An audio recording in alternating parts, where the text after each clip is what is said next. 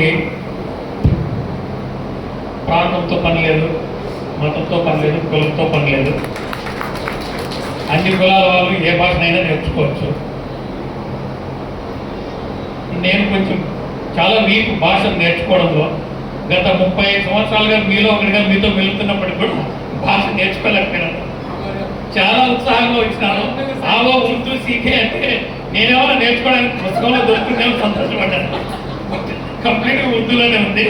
So మరి వాళ్ళకైతే ఇంకొంచెం మెరుగైనా సోదరుడు అన్నారు, ఒక్కొక్కసారి పక్కన తెలుగులో ఉంటే బాగుండు అని చెప్పి అన్నారు.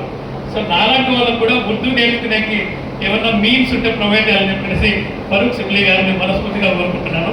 అలాగే ఇందాక సోదరుడు చెప్పారు, బాబుద్దీన్ గారు అక్క కూడా చెప్పారు, ఒక విజన్తో ఏ మంచి పని జరిగినా ఒక 50 సంవత్సరాల తర్వాత కానీ 100 సంవత్సరాల తర్వాత కానీ ఎవరిగా సెంటర్ తవ్వుకుంటూ వస్తే చంద్రబాబు నాయుడు గారు ఉంటారు. దాని వెనక ఇందాక సోదరుడు చెప్పారు ఉర్దూ డిఎస్సి ఇచ్చారని.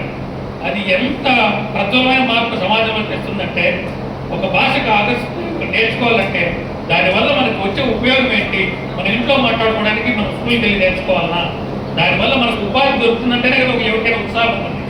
సో దాన్ని గుర్తించి భాషకు దోహదం చేయడమే కాకుండా ఒక సమాజానికి ఉపాధి కల్పించే విధంగా ఆలోచన చేసే వ్యక్తి ఎవరైనా ఉన్నారంటే ఆయన చంద్రబాబు నాయుడు గారు. సో వేలాది మంది ఇందాక చెప్పారు, 5,000 మంది ఉర్దూ ఉపాధ్యాయులు ఉన్నారంటే ఈ ఘనత ఖచ్చితంగా ఆ మహానుభావుకే దక్కుతుంది. సో అలాగే సైన్స్ గ్రూప్లో కూడా ఇంట్రొడ్యూస్ చేయమన్నారు. దానికి ఎమ్మెల్యే గారు మనస్ఫూర్తిగా దాన్ని టేక్అవుట్ చేసి దాన్ని ముందుకు తీసుకెళ్ళి మన ఊళ్ళో కూడా Urdu based national education institute Urdu polytechnic sanction చేసినట్టున్నాం కదా, మైనారిటీ పాలిటెక్నిక్ కళాశాల కదా. అలాగే హైయర్ ఎడ్యుకేషన్లో కూడా ఉర్దూ మీడియం సైన్స్ గ్రూప్.